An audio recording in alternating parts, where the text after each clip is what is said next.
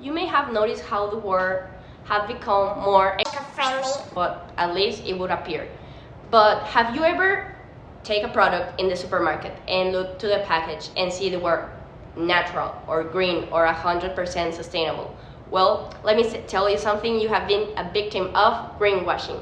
Hi, my name is Cecilia Guerrero, and today I'm gonna tell you what greenwashing is, and I'm gonna show you how the companies try to make you feel that you're doing good, but they are just making you look like a clown.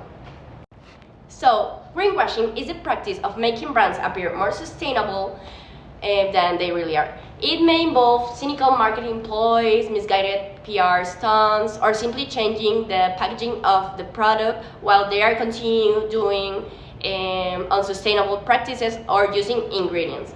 These companies, they try to sell you like a good image that they are caring about the environment while they are still doing these unsustainable practices, and they just care about the margins. So why is greenwashing such a big issue? Well, companies often make claims that can boost their appeal to sustainability conscious customers. But when these claims are incorrect, this has consequences for the customers, for the businesses, and most for the planet. Businesses can lead consumers who have every intention of doing the good thing. This can happen when people consume more of a product that claims to be sustainable, but because they believe their impact is going to be low. But if that information is misleading, a huge turnoff for people who are otherwise trying to make the good things environmentally and socially conscious choices. So now that you know a little bit more about greenwashing, let's put it with a real example. We all know the company Shell. Well, Shell is a greenwashing company. The fossil fuel industry contributes a lot of damage to our environment. But you know what's the wrong part here? That Shell knows it and they do nothing about it. Instead, they contribute in a bad way. This kind of bad and misleading information, it's what makes Shell a greenwashing company. So what did you think the company decided to do about it? Stop burning fossil fuels? No, it changed its advertising strategy, and here's an example of greenwashing.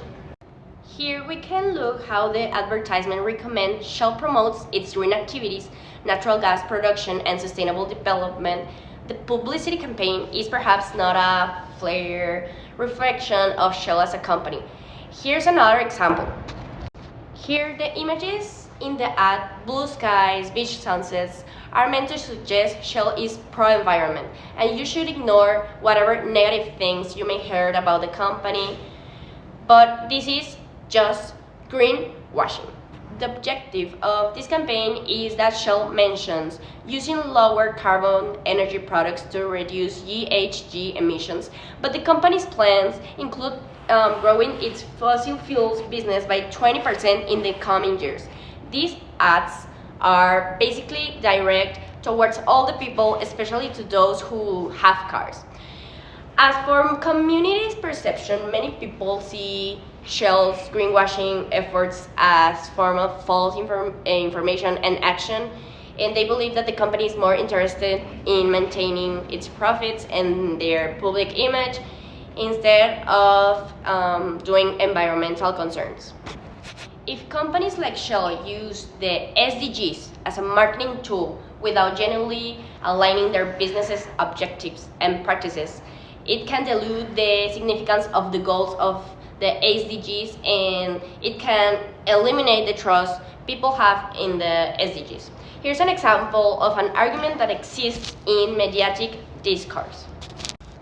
If society changes its energy demands more quickly, we intend to aid that acceleration.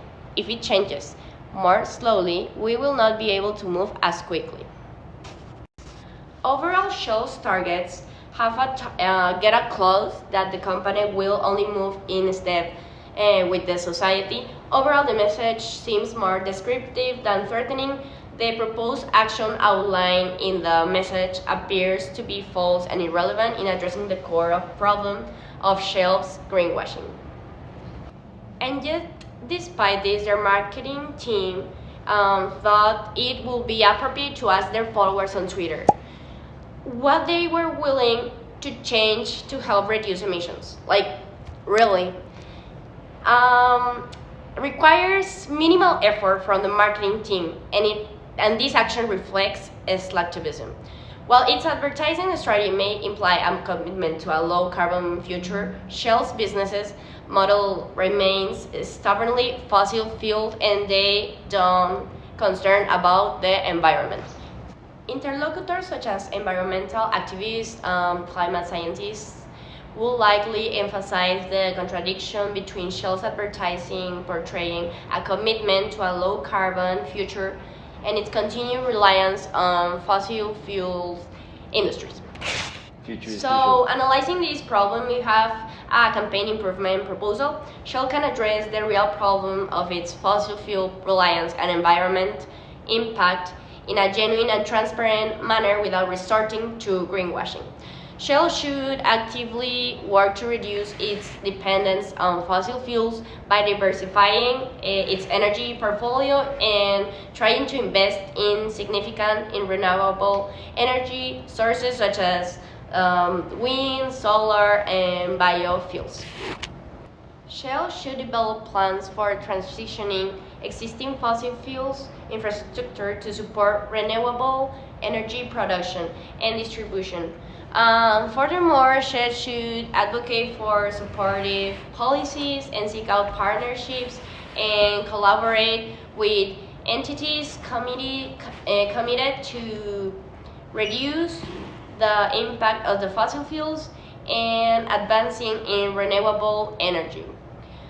Through these actions, the company Shell can demonstrate to the people and to its consumers that their genuine way and commitment to sustainability and environmental responsibility. Okay, but some actors of this issue can also contribute. For example, the citizens. They can educate themselves about energy impacts, advocate for renewable energy friendly policies, and support local initiatives. And the government is another actor in this issue that they can create supportive regulatory renewable energy targets.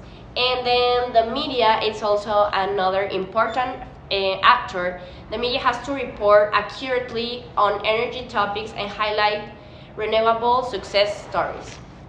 And I would invite the people to know more about ways to be more sustainable through social media. Having a TikTok nowadays, the social media impacts so much in our way of living, and having a TikTok account where they could look for more information about sustainable, such as news and products, energy, methods, how to stop greenwashing and how to not be a victim. And I will appeal to ethos by showing my values and showing how much the world means to me and how we have to care about it and how it gives us a lot of it. And I would also appeal to logos by showing graphs, data, and statistics. And lastly, I would appeal to pathos by trying to get to the emotions of the people by telling my experiences, anecdotes, and personal thoughts about the climate change and carbon fossil fuels emissions, etc.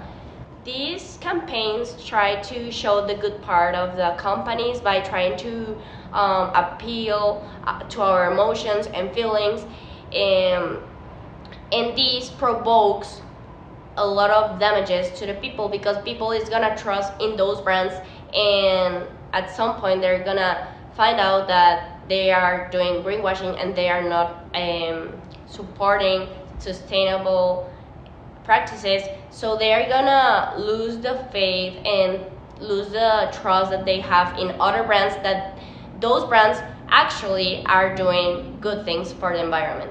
And this is pretty much it for the greenwashing. Bye guys!